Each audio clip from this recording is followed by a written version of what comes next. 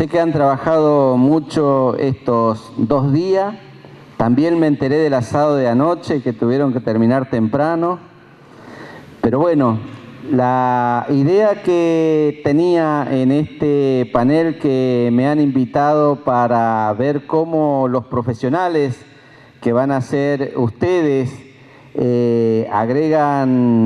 cómo se agrega valor y desde ahí cómo se van perfilando para que su trabajo también los encuentre junto a la comunidad, tratando de producir los cambios necesarios que tienen que hacerse en nuestro país para que la producción agropecuaria tenga la posibilidad de insertarse en el mundo y desde ahí poder generar riqueza para un país que tiene todo para lograrlo y sin embargo tiene la contradicción que muchas veces, en la mayoría de los casos, los dirigentes no pueden poner en pie una Argentina próspera para todos, de verdad, sin pobreza y con respeto por las instituciones republicanas.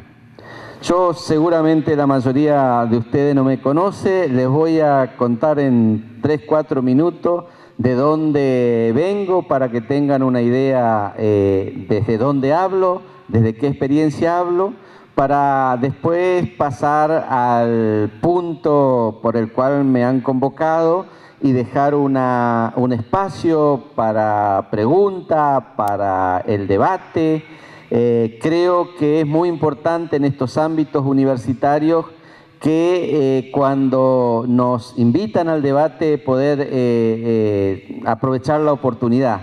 Así que sería interesante las preguntas o las posiciones que tengan, que no estén de acuerdo, que lo podamos expresar en ese espacio que vamos a construir entre todos. Lo primero que tengo que decirle es que yo durante toda mi vida he sido un trabajador metalúrgico. No sé qué hago en la universidad, acá dando charlas y qué sé yo, pero he sido un trabajador metalúrgico y me he preparado para hacer eso. Me fui de San José de Feliciano, un pueblo en el norte de Entre Ríos. ¿Está el de San José de Feliciano que de acá está estudiando o ya se fue? No está. En el norte de Entre Ríos, en el año 72 a Buenos Aires, como muchos de los jóvenes que nos íbamos al conurbano bonaerense para tratar de ver si podíamos desde ahí mejorar nuestra calidad de vida, empezar a ver si era posible que en la gran ciudad lograr lo que muchas veces en los pueblos no podemos lograr. Y me fui como se van la mayoría, es decir, que se van porque un familiar lo convoca, lo invita y detrás de esta invitación vienen lo que le cuentan de las bonanzas que tiene la gran ciudad. Yo era vendedor de diario desde chiquito, había estudiado en un pueblo chico, trabajaba, no fue lo que me motivó el trabajo solamente, sino algunas cuestiones personales y esta cuestión de la seducción que tiene la gran ciudad. Y me fui a vivir a Buenos Aires. Y me fui a vivir a Buenos Aires seducido por la gran ciudad. ¿Por qué? Porque mis hermanos más grandes, yo soy el séptimo de una familia pobre en San José de Feliciano. Mis hermanos más grandes habían ido a la gran ciudad, trabajaban en alguna empresa y volvían fundamentalmente a fin de año, cuando cobraban las vacaciones, el aguinaldo, y empezaban a mostrar todo lo que habían acumulado durante ese año. Venían con ropa nueva, contaban las bondades que tenía la gran ciudad, la televisión, la heladera eléctrica, cosa que nosotros no teníamos. Y eso seduce, eso te dan ganas de irte. Y así me fui. Lo que no me contaron mis hermanos era que todo esto se lograba, pero que ellos vivían en una villa de emergencia. Y me fui a conocer la villa. Y viví 1 año y pico, casi 2 años en una villa de emergencia en San Martín. Pero la villa también era un lugar de tránsito. Casi todos los que iban del interior del país iban a una villa, pero vos te estaba proponiendo permanentemente salirte de ahí, comprarte tu terreno y empezar a pensar en la posibilidad de una vida próspera. Y era posible, es decir, que alguien pensara, una persona pobre que pensara en eso, no estaba con una utopía irrealizable. Al contrario, era un sueño que lo podías concretizar. ¿De qué manera? Si vos no eras especializado, no tenías un trabajo bueno, pero te podías comprar una casa con un trabajo estable, en cualquier lugar del conurbano. Empezás a construir tu familia y si tenía iniciativa, podía hacer que tu hijo fuera a la escuela primaria, terminara la secundaria y rápidamente fuera a la universidad.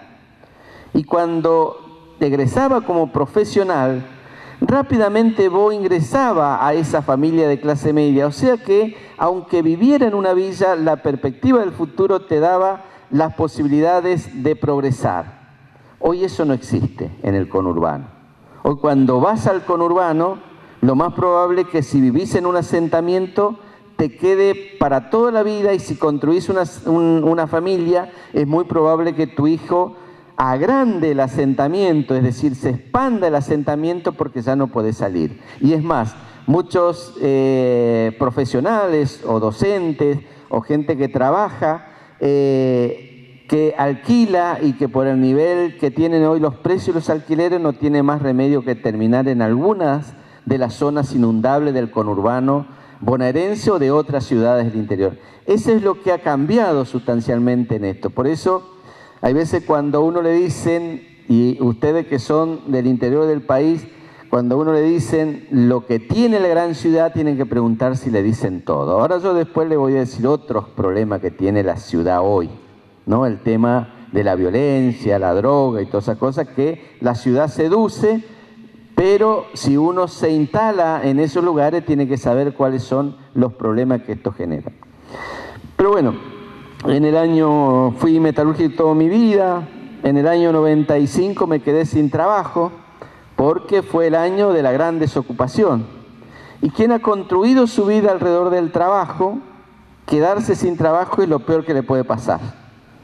Es decir, ustedes que han construido su vida con una profesión, de pronto si hay crisis en el sector agropecuario, se sienten frustrados, digo, porque se habían preparado para desde ahí empezar a construir sus posibilidades. Me quedé sin trabajo y el trabajador desocupado empieza a perder todo lo que tiene, que es la identidad social. Es decir, el trabajador, lo más importante es que le digan qué es a partir de su trabajo. Es decir, en el barrio uno es reconocido por su oficio.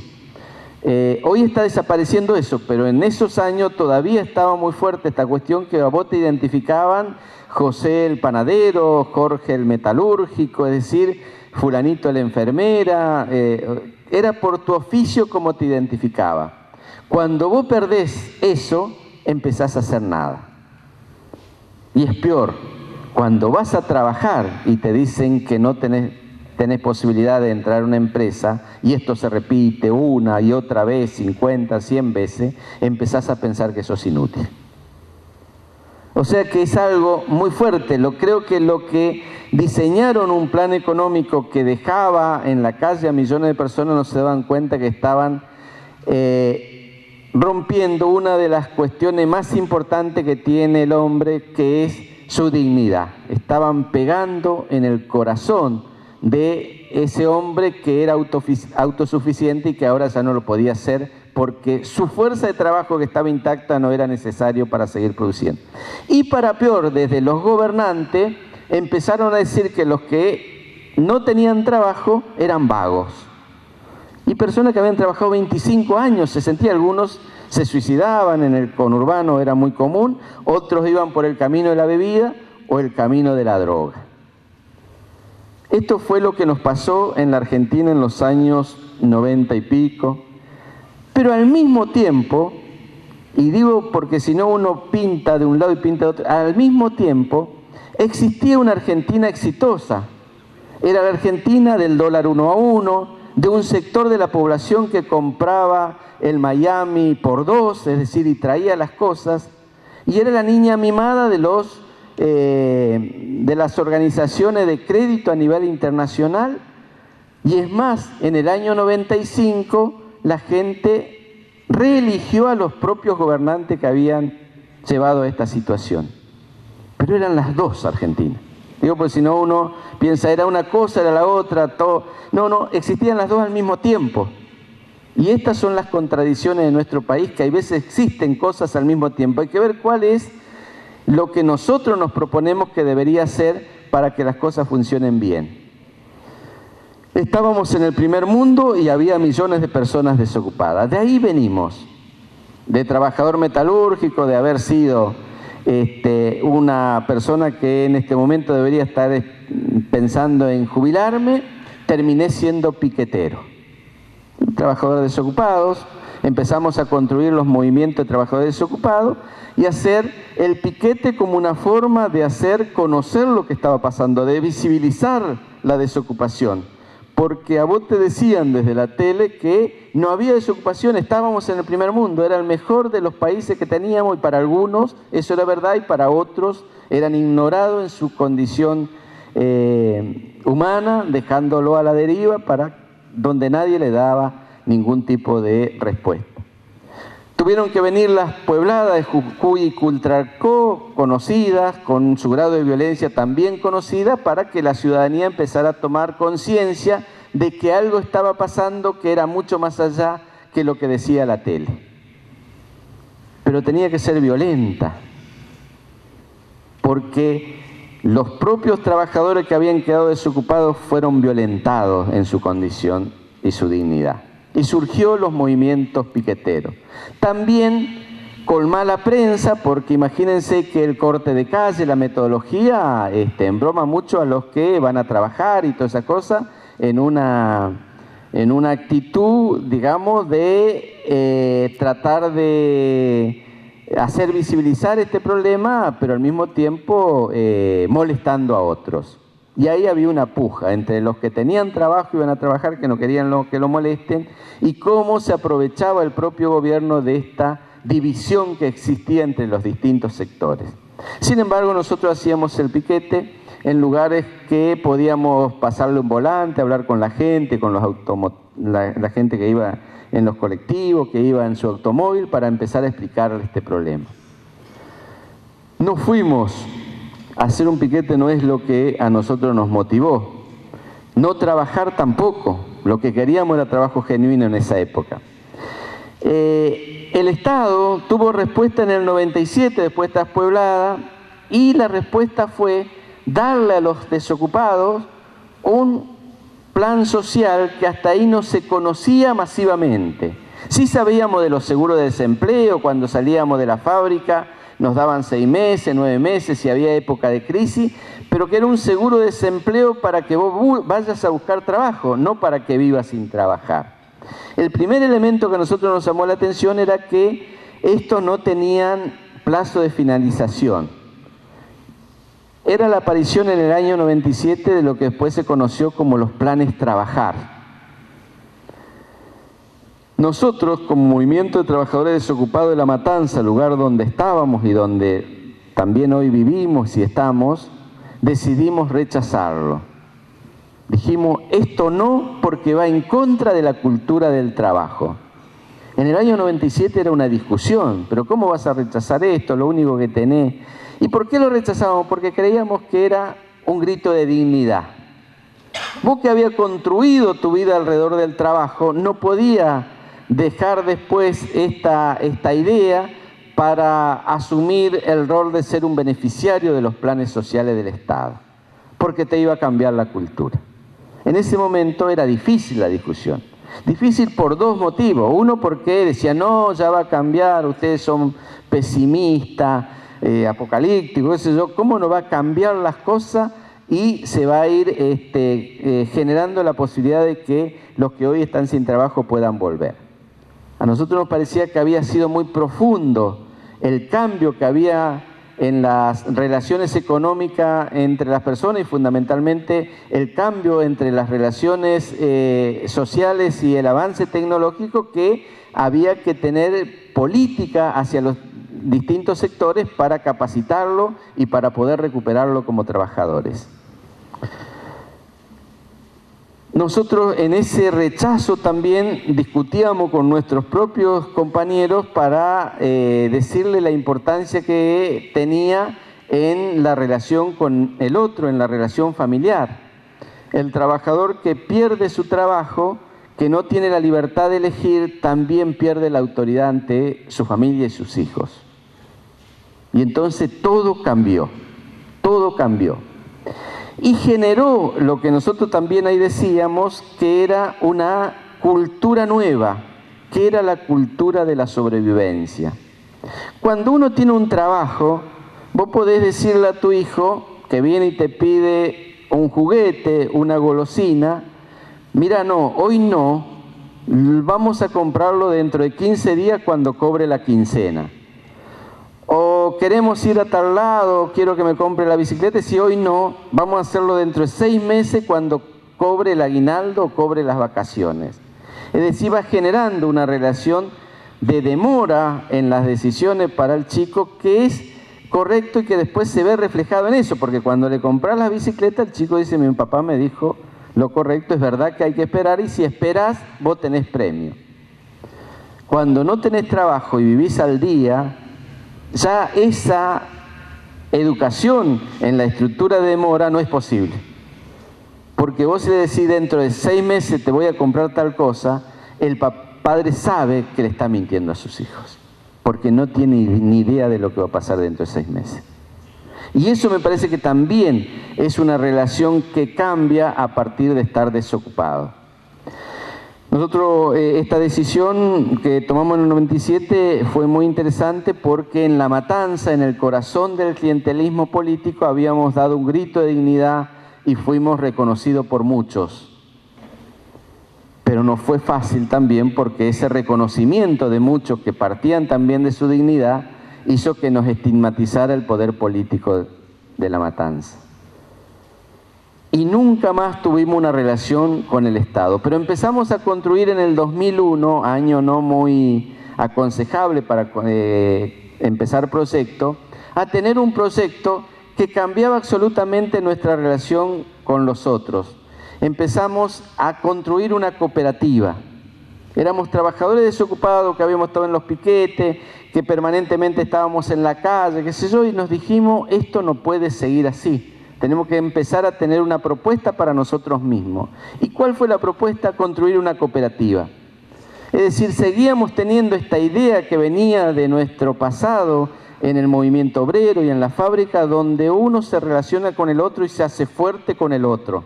No es individualmente. Pero tuvimos que aprender todo, porque nadie era cooperativista. Ni nadie había gerenciado una empresa, no siquiera éramos cuentapropistas para decir, había alguna experiencia de cómo armar algún proyecto. Sí teníamos la experiencia del trabajo, pero ninguno de nosotros sabía vender ni nada por el estilo. Entonces, igual nos decidimos a hacer eso. Y tuvimos mucha ayuda en curso, aprendimos todo. Pero éramos medio raros. Primero, no tomar los planes asistenciales en La Matanza, cuna del clientelismo político. Imagínense que venían a vernos como bichos raros estudiantes de antropología y qué sé yo, para ver qué es lo que estaba sucediendo ahí en nosotros. Eso fue interesante porque nos fue relacionando con otros desde otros lugares y nosotros aprendiendo. Venía algunos que decíamos, nosotros le contábamos porque esto fue pura práctica. Si yo le dijera que en realidad habíamos pensado que con esta no toma de los planes sociales le estábamos pegando al corazón del clientelismo político, que eso iba a ser un símbolo después de 10 años, es todo macana. Nosotros hacíamos cosas desde nuestra historia de dignidad. Y después algunos estudiantes, como ustedes, otros profesionales, y venían y le ponían nombre. Y en eso sí éramos rápidos. Cuando le ponían un nombre, decían, ¿de qué se trata esto? Y repetíamos en las charlas que íbamos a la universidad, qué sé yo, el título. Después si nos preguntaban, ahí patinábamos. Así que acuérdense de esto después cuando hagan las preguntas, porque seguimos siendo igual, parecido. Pero el tema fue que fuimos avanzando en la construcción de una cooperativa a través de esta idea de autogestión colectiva. Es decir, para nosotros había cambiado las relaciones sociales en el mundo, el proceso tecnológico y todo eso. Y muchos escribieron que inclusive se había terminado la era donde el trabajo, la época donde el trabajo era lo más importante. Pero nosotros vivimos en un lugar pobre, donde todo está por hacerse. No hay cloaca, no hay vivienda para todos, no hay asfalto. No hay cosas elementales que solamente se puede lograr con trabajo. Entonces empezamos a analizar y lo que nos dimos cuenta que en realidad lo que había cambiado era la modalidad del empleo. Y eso es un poco lo que yo le venía a decir. Descubrimos que el trabajo no solamente era una mercancía, sino que tenía un valor en sí mismo. Pero que ustedes, hasta que no les falte el trabajo, no lo van a descubrir. Es muy probable, ojalá lo puedan descubrir antes. Porque uno hasta acá alcanzaba con ser un buen trabajador. Vos iba a las 6 de la mañana, cumplía, hacía la producción, salía a las 6 de la tarde, no hacía lío, qué sé yo, era un buen trabajador. Por supuesto defendía tus derechos como debe ser, porque no hay que ser ingenuo, las relaciones sociales hay veces son conflictivas cuando de intereses se trata. Pero eres un buen trabajador y con eso parecía que alcanzaba. Y el trabajo era una mercancía. Vos lo que discutías era cuánto valía tu fuerza de trabajo, hago tantas piezas, por lo tanto me tienen que pagar tanto el empresario. Es decir, tu relación con el trabajo era como mercancía. Si no le gustaba al empresario, cambiaba de empresa e iba donde te pagaban más. El trabajo era una mercancía. De pronto para nosotros el trabajo empezó a cobrar un valor en sí mismo. Lo más importante era trabajar. No sabe lo que significa sentir que uno está desocupado y cuando empieza a trabajar el cambio que produce en el interior de cada uno de nosotros. Empezás a valorizarte vos mismo, porque el estar sin trabajo también te va desvalorizando en tu condición humana. Esta idea del trabajo como valor creo que es lo que nos permite a nosotros armar estas cooperativas, que tiene un hecho que es muy importante. Es lógico, natural, y hasta se podría decir que es lo más posible que un grupo de desocupados haga ¿qué? ¿Una cooperativa de qué tipo? De trabajo. Es lógico, vos estás desocupado, ¿qué decís? Vamos a hacer una cooperativa. Una cooperativa de trabajo, armás, qué sé yo, para ser albañil de acuerdo a los oficios y decir, bueno, vamos a juntarnos para hacer esto. Nosotros, como éramos medio raros, y después lo vamos a explicar, estar en la matanza, ponerte a los planes sociales, teníamos esta idea de distinto. Y entonces no armamos una cooperativa de trabajo, sino que armamos una cooperativa de provisión de servicios educacionales, asistenciales y comunitarios, un formato que el INAES nos permitió hacer. Pero el centro era que era educacional. ¿Por qué? Porque nosotros creíamos que la educación era la herramienta fundamental para el ascenso social. No habíamos abandonado esta idea. Solamente con educación vos podés generar en las futuras generaciones las posibilidades para que haya una mejor capacitación para producir más riqueza y para que desde ese lugar empiece a mejorar tu calidad de vida. Habíamos aprendido y entonces hicimos centro en esto. Y nuestra cooperativa en el objeto social fue la creación de una escuela, de un jardín de infantes, una escuela primaria, una escuela secundaria y hasta una universidad en un barrio pobre. Y ahí aprendimos también que las mejores escuelas no deben estar solamente en los lugares de clase media acomodada, sino que tienen que estar en los peores lugares del conurbano, porque es ahí donde más se lo necesita. ¿Y por qué se lo necesita ahí? Porque es el lugar de interacción entre los distintos sectores sociales con los que han sido marginalizados en la sociedad. La escuela es el lugar de socialización de las relaciones entre las personas que todavía creen que es posible un futuro distinto. Y ahí entonces empezamos a construir, decía, están locos. Y entramos en una vieja escuela abandonada en nuestro barrio para hacer la experiencia. Estaba destruida, lo empezamos a recomponer. Pero cuando decíamos a nuestros propios vecinos que queríamos hacer una escuela, nos decían, una escuela, están locos, son piqueteros. ¿Cómo van a hacer una escuela? Era una escuela abandonada, entonces tenía 7 aulas, qué sé yo. Alguna vez después nos enteramos que algunos vecinos decían, no, ahí una escuela ni loco van a hacer. Creo que quieren hacer un hotel alojamiento. Hasta un hotel alojamiento era posible, pero una escuela no. Ahora nuestra obsesión era por hacer la escuela y hoy lo estamos concretizando. Desde ahí es donde venimos, desde ahí viene la experiencia que nosotros le queremos traer a la hora de agregar valor. Agregábamos valor a la mirada del trabajo ya no como una mercancía, sino como un valor en sí mismo. Nosotros sabíamos que esto debíamos transmitirlo. Abandonar nuestra condición de piquetero empezó en el 2004. Es decir, nuestros emprendimientos productivos empezaron a funcionar, una panadería, no me voy a detener. Ahí trajimos algunos libros, que también tenemos un emprendimiento editorial donde editamos nuestros propios libros, en el cual en el currículum decían que yo era el compilador, sobre la experiencia, pero empezamos nosotros a armar nuestros propios emprendimientos. Y hay veces, y ustedes que son estudiantes nos preguntan, bueno, pero ¿con qué capital inicial? ¿Cómo fue el capital de trabajo? Todas estas cosas que lo aprendí en los cursos en la universidad con algunos como ustedes, digamos, que iban allá a la Juanita. Y la verdad que de cero. Solamente con nuestra fuerza de trabajo. Es posible generar emprendimiento desde ese lugar si vos tenés la decisión de hacer valer tu condición de trabajador y generar a partir de tu fuerza de trabajo creativa, productiva, las posibilidades de empezar a construir emprendimientos que tengan valor agregado. ¿Cuál era el valor agregado que tenían nuestros emprendimientos? Que desde nuestra condición de desocupado en un lugar pobre de La Matanza nos oponíamos al clientelismo y entonces empezábamos a construir nuestro propio trabajo rechazando la dádiva que nos daba el Estado para desde la dignidad empezar a hacer esto.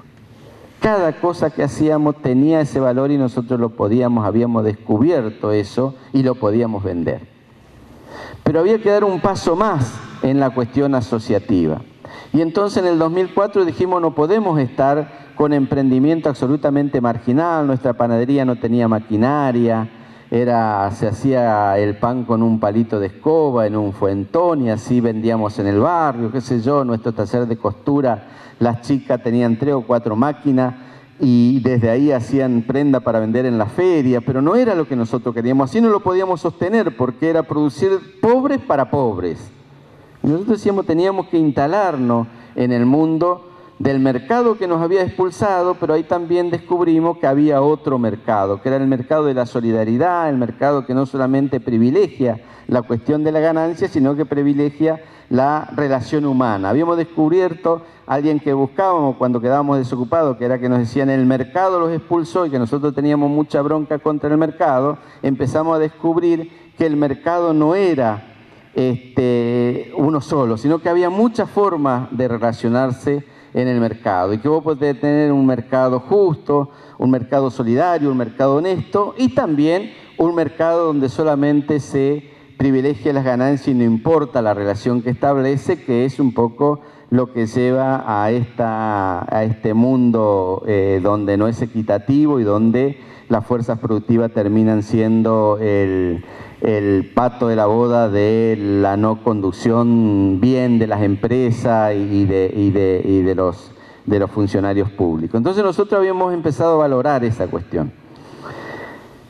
¿Y qué nos dimos cuenta? Que solo no podíamos salir, que teníamos que buscar a otros. Y los otros eran los empresarios que nos habían expulsado. Y teníamos mucha bronca. Digo, hasta ahí nuestra condición de piquetero era más fuerte que la búsqueda de un futuro mejor. Pero empezamos a elaborar una hipótesis que era que en la Argentina, después del 2001, que había dejado una secuela de pobreza y que nos había puesto contra la pared, que habíamos visto la crisis, que había dejado personas que deambulaban por las calles buscando comida, también había dejado una huella profunda en otro sector de la sociedad que aunque no tuvieran estos problemas, sí veían que no querían vivir en una Argentina con estos problemas. Eran personas que desde su dignidad humana veía al otro como semejante. Y nosotros le pusimos un nombre, dijimos, la Argentina del 2001 dejó excluidos sociales, pero también dejó lo que llamamos excluidos morales, que son aquellas personas que no quieren ver pobreza, que son aquellas personas que no se aprovechan del pobre, que son aquellas personas que no se aprovechan de las necesidades del otro, sino que quieren construir una sociedad equilibrada, una sociedad integrada entre todos. Y salimos a buscarlo. Y en nuestro andar encontramos, después de ir a varios lugares, de un fracaso de muchos, logramos la posibilidad de vernos con un diseñador top de Buenos Aires, Martín Churba, que nos dijo de la posibilidad de asociarnos para producir guardapolvo, que era un ícono de trabajo, y empezó un camino absolutamente distinto para nosotros. Alguien, una sola persona, nos tuvo en cuenta como persona humana y nos dijo, podemos hacer algo. Y empezamos a producir en nuestro taller de costura, que tenía 5 personas, guardapolvos para ser exhibido en una feria, Buenos Aires Fashion, que es la feria de la moda más importante de Buenos Aires, en el desfile de este diseñador top que se llama Martín Churba, y para nosotros nos cambió la vida. Y nos cambió la vida como símbolo de que estas personas que habían sido declaradas inútiles, por una sola persona fue rescatada. Y cambió la posibilidad de ver de que otro mundo es posible. Nosotros le agradecemos profundamente a este diseñador que después, transitando la vida, encontramos a muchos excluidos morales. Después encontramos muchos, no era una excepción, no era una buena persona solamente, sino que era un proceso social que está en curso y que es muy importante rescatarlo. Muy cortito el emprendimiento del taller de costura, las mujeres aprendieron a coser, ya estábamos con la autoestima alta, no había problema. Se hizo ese programa, Pongamos el trabajo de moda para siempre, nuestros guardapolvos fueron exhibidos en esa feria de Buenos Aires Fashion. Se exportaron guardapolvos a Japón a través del diseño Martín Churba, y también un programa de venta de 100.000 remeras a Italia en una cadena de valor que iba desde la producción de algodón de hermanos originarios aquí en el Chaco, una empresa recuperada en Pigüé hacía la trama, nosotros la confección, y una red de comercio justo lo vendía en Italia. Esto mostró de que era posible desde lo asociativo armar una cadena de valor y agregarle el valor de lo asociativo, que se concretizaba también en el precio de la prenda y que servía como símbolo de la capacidad que teníamos algunos que habíamos quedado absolutamente excluidos. Después hicimos otras experiencias con relación a la panadería también que teníamos, conseguimos máquina, empezamos a trabajar y le pedimos la receta de Maru Botana para hacer pan dulce, que hoy es quizás la producción más importante que tenemos en la panadería durante todos los fines de año. Para la Navidad se hace un pan dulce que tiene un fuerte valor agregado que también se expresa en el precio. La receta de Maru Botana más el diseño del packaging de Martín Churba nos permite vender ese pan dulce, que en una campaña en los años anteriores, cuando andaba mejor el país, vendimos 10.000 kilos de pan dulce, que para nuestro pequeño emprendimiento en este barrio pobre era tocar el cielo con las manos, y ahora se ha estabilizado en cada año vendiendo alrededor de 7.000 kilos de pan dulce. Tiene un alto valor agregado y una diferencia importante en cuanto a las ganancias que produce, que va para financiar una escuela de panadería para los chicos vulnerados en su condición, que están en el tema de la droga, qué sé yo, que nosotros les ofrecemos a partir de su estada en la panadería una opción también con el trabajo. Tenemos una editorial donde también estos emprendimientos generan valor a partir de haber rescatado para nosotros el simbolismo de lo que significa nuestro emprendimiento. Escribimos, la verdad que nos cambió la vida.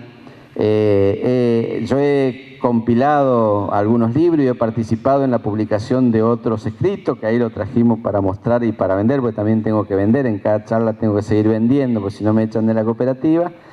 Hemos traído estos libros, y ¿cuál es el valor más importante? Que poder, un grupo de desocupados, yo apenas terminé la primaria, poder decir que ese escritor genera un símbolo de las posibilidades humanas enorme. Yo no me lo creo, digo, yo no soy escritor, he compilado libros, he aprovechado que otros habían escrito sobre nosotros, estudiantes fundamentalmente, y fuimos haciendo una compilación.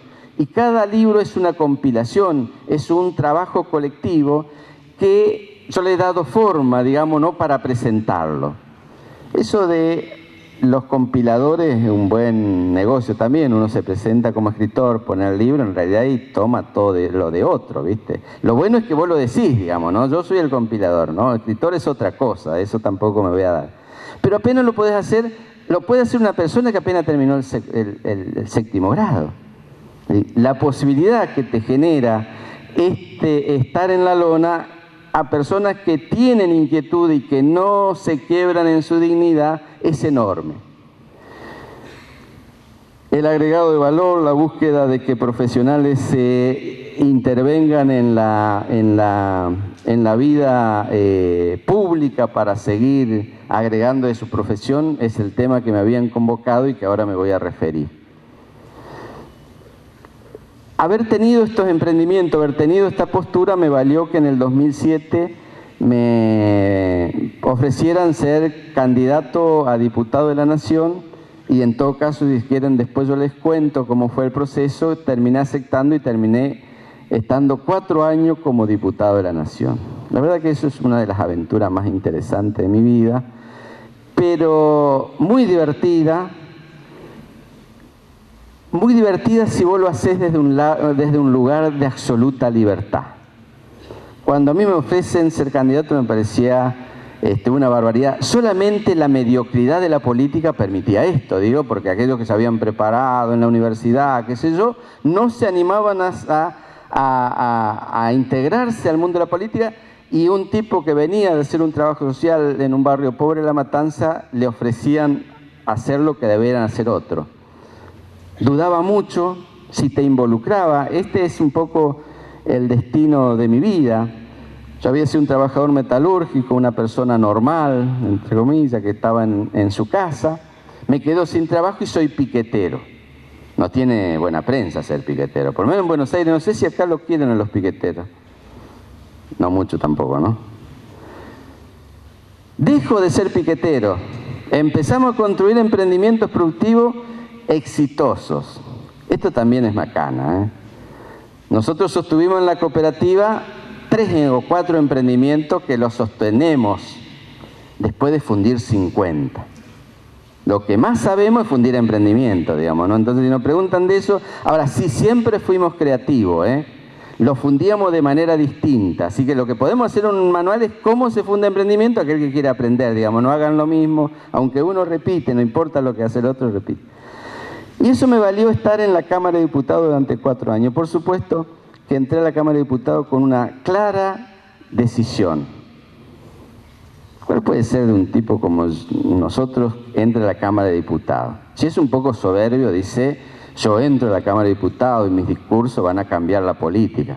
No, no fue mi intención, ¿eh? No era eso. Mi intención de entrar a la política era que la política no me cambie a mí. Y les puedo asegurar que sigo siendo la misma persona. ¿Por qué? Porque las instituciones no hacen a los hombres. Son los hombres que hacen a las instituciones. La política hoy es como es porque las buenas personas, los que tienen capacidad, los que tienen dolor social, no se involucran en la política. Dejan que otros lo hagan por ustedes. Para mí esa es la experiencia más importante de haber estado en la Cámara de Diputados. No es el balance de cuántos proyectos sacamos, si hicimos bien, mal, qué aprendí, sino la importancia de involucrarte en lo que tenés que involucrarte. Y yo creo que eso es lo que tiene que hacer un profesional. Un profesional que estudió durante muchos años para ver lo específico de su profesión, tiene mucha más capacidad que alguien que no estudió. Muchas más capacidades y muchas más responsabilidades. Y es más, en algunos países el profesional se pagan los estudios.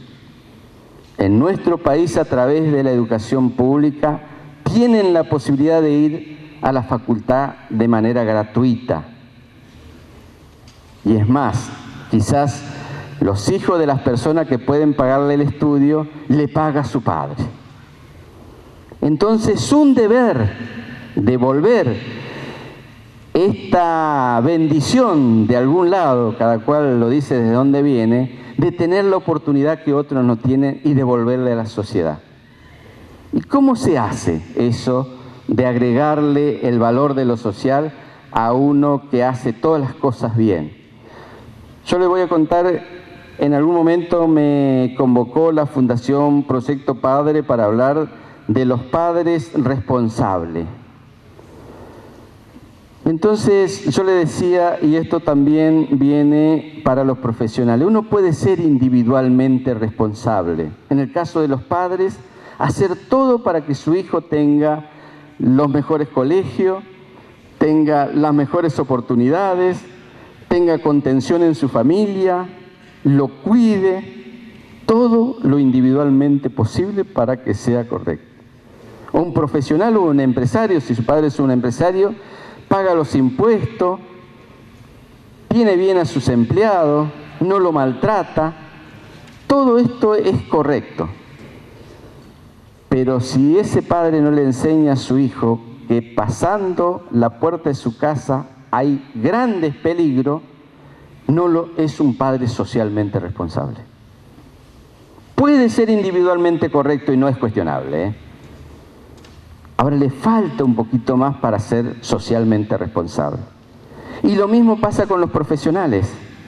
Pueden ser profesionales eficaces que han descubierto una metodología para la productividad del trabajo, que pueden hacer inseminación artificial, que descubren los silos bolsa para no tener que estar pagando más para el almacenamiento de los granos, que eso pueden ser brillantes.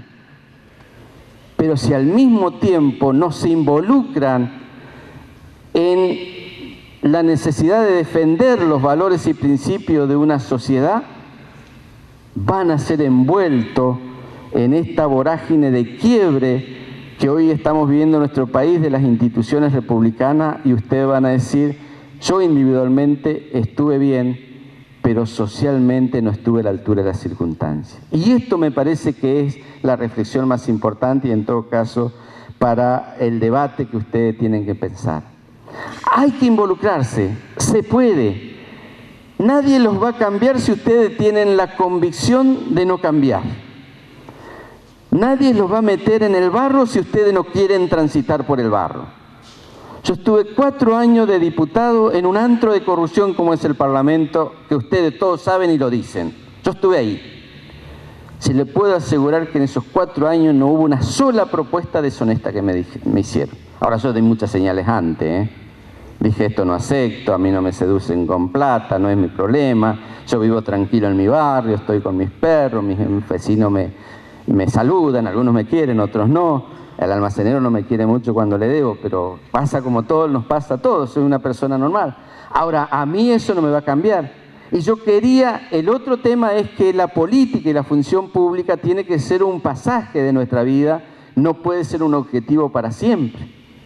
Si yo cumplo mi vocación de servicio estando en la función pública y salgo y tengo la libertad de ir a los lugares que considero que son correctos. Si uno hace eso, es posible involucrarse y es posible generar procesos de transformación y de cambio. Si no, vamos a estar siempre protestando desde un lugar distinto al que protestan otros. Porque yo les quiero decir que es muy probable en esta idea de que yo le traigo, de que se tiene de distintos sectores de la sociedad, por ejemplo, los pobres que solamente piden planes sociales y no quieren trabajar. No es tan así, eso es un prejuicio. Nos han llevado a eso a la mayoría de la gente, Y hoy ya hay generaciones que no han visto a su padre trabajar como sí lo vimos nosotros. Pero nos han llevado y se puede volver porque no está lejos. Hay que tener una política pública para salir de ahí. Ahora, si uno deja que los gobiernos utilicen a los pobres y dice, bueno, como a mí no me toca, yo los dejo que lo utilicen y se involucra, entonces está fallando en esta idea de la responsabilidad social que le toca. Y yo creo que eso es lo que nosotros tenemos que trabajar para involucrarnos en esto. Hoy, y quizás no puedo esquivarle el bulto, una situación dramática que estamos viviendo en nuestro país. Ustedes vienen de un sector que nosotros lo hemos acompañado, en esta idea de salirme de ser piquetero cuando empecé a trabajar en la cooperativa y tener los emprendimientos productivos, ser diputado de la Nación, pero un conflicto me llevó de nuevo a la ruta, que fue el conflicto del campo. Yo acompañé la propuesta de los sectores del campo. Lo acompañé como se acompaña siempre cuando uno no está especulando, lo acompañé en la ruta. Y la verdad que fue muy divertido porque durante 1 año y pico anduve recorriendo todos los piquetes y entonces salí de ese antro que es la Cámara de Diputados. Pero bueno, esa es otra historia personal.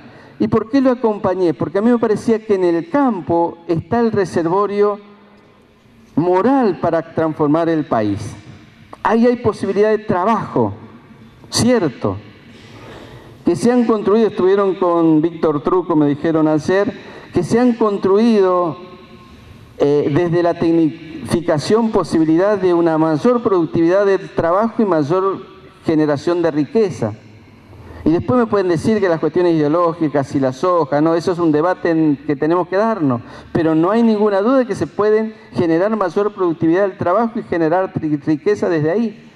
Y nosotros tenemos que dar ese debate si queremos un país productivo, si queremos que el campo produzca o no queremos.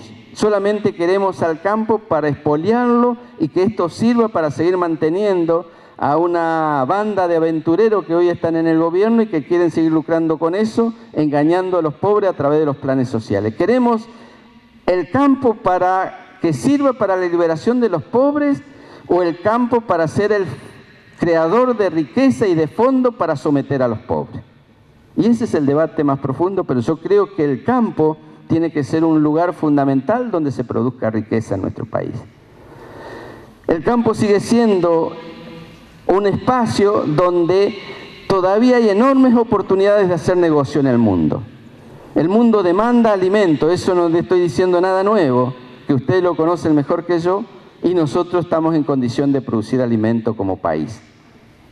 Eso también es la posibilidad de generar valor agregado a todo lo que tenemos. Entonces, la necesidad de involucramiento para que funcionarios que no tienen nada que ver con la cuestión productiva y que no estén ahí y empiecen a ver personas honestas que realmente piensen en la patria, me parece que es un paso necesario adelante que lo saca de ser solamente responsable en su profesión para ser responsable socialmente y ser parte de una sociedad que lo involucra todo. Yo creo que eso es otra de las cosas, de reflexiones que yo le quiero dejar, que me parece que es muy importante debatirlo. Y por último, ¿qué nos une a trabajadores desocupados en un barrio pobre de La Matanza, a un obrero metalúrgico como yo, como otros, albañiles, qué sé yo, que tienen una vida absolutamente distinta con personas que tienen su chacra, que tienen sus campos, que tienen sus 4x4, que tienen todo lo que llama desde el discurso del modelo la oligarquía agropecuaria? ¿Qué nos une? Y la verdad que nos une esta idea de producir para desde ahí generar riqueza para todos. Desde la ideología más progresista o más de izquierda se podría decir, cada uno que hemos abrazado esta ideología de la justicia social, es que queríamos un país donde hubiera productos, que hubiera alimento, que hubiera posibilidades para todos. Es lo que escribían aquellos que decían que tenemos que generar un país donde sea el reino de la abundancia. Y eso es posible en la Argentina. Eso es posible en la Argentina. Pero para eso no tienen que estar funcionarios corruptos que quieran solamente para su sector. Y eso es un compromiso que tenemos todos, que todos los tenemos que asumir. ¿Y qué nos une a nosotros, estos piqueteros rebeldes de La Matanza, con este sector de la oligarquía agropecuaria? Nos une la lucha por la dignidad, porque lo que está en juego hoy es luchar por nuestra dignidad. Si los funcionarios son corruptos, si los funcionarios son totalitarios y no quieren generar espacio de debate para ver cuál es la mejor salida del país, no nos queda otra que, como en el año 95 o en el 2008 los sectores del campo, que salir a la calle. La institucionalidad no alcanza para modificar estas correlaciones de fuerza. Es necesario comprometerse, salir a la calle y resistir el avasallamiento de nuestra dignidad. Pero ¿saben por qué los políticos generalmente no quieren asumir y tomar la palabra de resistir, de resistencia? Porque resistir no es un discurso. Se resiste con el cuerpo, se resiste con la presencia en la ruta, se resiste con la presencia en los lugares donde se debate. No hay delegación de la resistencia. No le puedo decir, ustedes resistan por mí, yo después voy. No, la resistencia lo hace cada uno desde su lugar. Y yo creo que eso es el factor fundamental para transformar las correlaciones de fuerza y empezar a pensar en una patria con dignidad, en una sociedad absolutamente distinta, integrada, sin odio, sin rencores y sin miedo. Este es el debate, esta es la propuesta, y no sé si lo hice demasiado largo, pero quería transmitirle en este poco tiempo que tengo los sentimientos. Si hay debate, si hay ideas absolutamente contrarias a las que pienso, sepan que lo hice desde el corazón, porque en algún momento también los argentinos tenemos que dejarnos de hablar de rencores y de diferencias sociales para empezar a hablar desde el corazón. Aún con nuestra diferencia, pero pensando en el otro, que es un semejante. ¿Saben que lo peor que le puede pasar a los pobres es que sectores que son pudientes en la Argentina lo vean como pobres? Porque entonces nunca pueden salir de su pobreza, nunca van a ayudar a salir de su pobreza porque esa es la condición como lo ven. La posibilidad de sacar a los pobres de la pobreza es que lo vean como semejante. Ojalá ustedes me vean a mí como un semejante. Gracias.